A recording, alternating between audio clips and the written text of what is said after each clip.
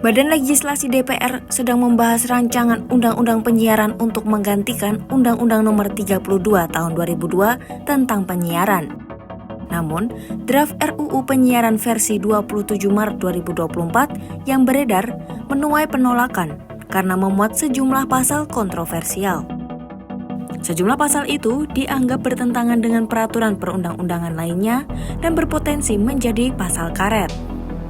Penolakan ini telah disuarakan oleh berbagai pihak, termasuk Dewan Pers, Lembaga Bantuan Hukum Pers, dan Aliansi Jurnalis Jakarta. Jadi, pasal apa saja yang menuai kritik?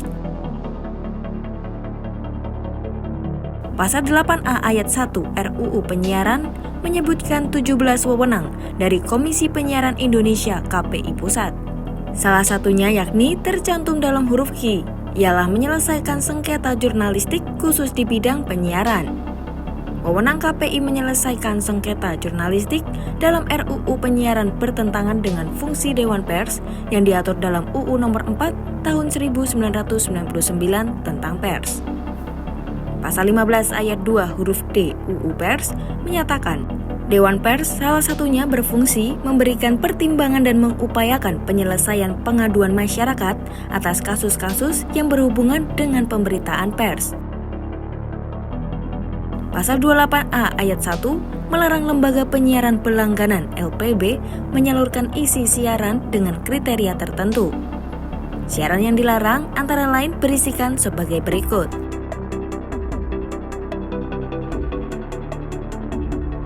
Sedangkan ayat 2 menyatakan LPB yang melakukan pelanggaran akan dikenakan sanksi administratif oleh KPI. Mulai dari teguran tertulis, denda, penghentian sementara isi siaran bermasalah, atau penghentian siaran. Ayat 3 mengatur LPB melengkapi pelanggan dengan peralatan yang memungkinkan pelanggan menutup kanal yang tidak diinginkan. Pasal 34F ayat 2 huruf E mengatur penyelenggara platform digital penyiaran dan atau platform teknologi penyiaran lain wajib memverifikasi konten siarannya ke KPI sesuai pedoman perilaku penyiaran dan standar isi siaran. Adapun penyelenggara penyiaran yang dimaksud termasuk kreator menyiarkan konten lewat YouTube, TikTok, atau media berbasis user-generated content lainnya. Peraturan Pemerintah Nomor 71 Tahun 2019 dan Permenkominfo Nomor 5 Tahun 2020 juga mengatur konten-konten yang didistribusikan melalui platform UGC.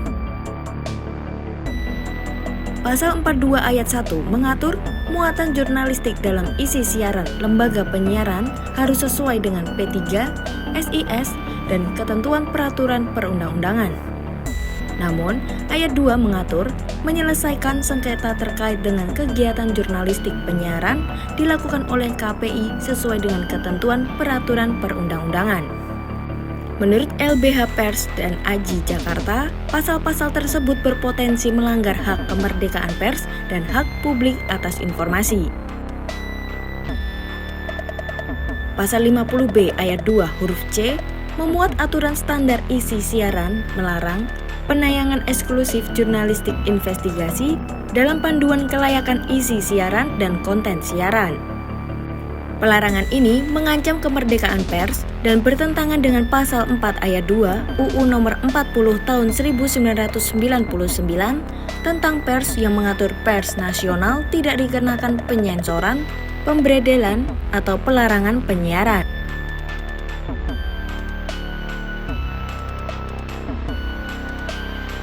Pasal 50B ayat 2 huruf K memuat SIS yang melarang penayangan isi siaran dan konten siaran yang mengandung berita bohong, fitnah, penghinaan, pencemaran nama baik, penodaan agama, kekerasan, dan radikalisme terorisme. Pasal ini dinilai subjektif dan multitafsir, terutama perihal penghinaan dan pencemaran nama baik. Selain itu, pasal ini juga berpotensi menjadi alat membungkam dan mengkriminalisasi jurnalis dan pers.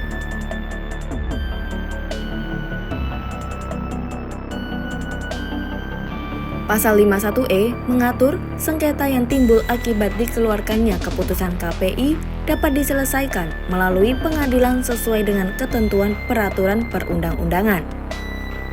Dalam peraturan tersebut, berpotensi menimbulkan dualisme antara Dewan Pers dan KPI karena dapat memutuskan aduan terkait sengketa jurnalistik.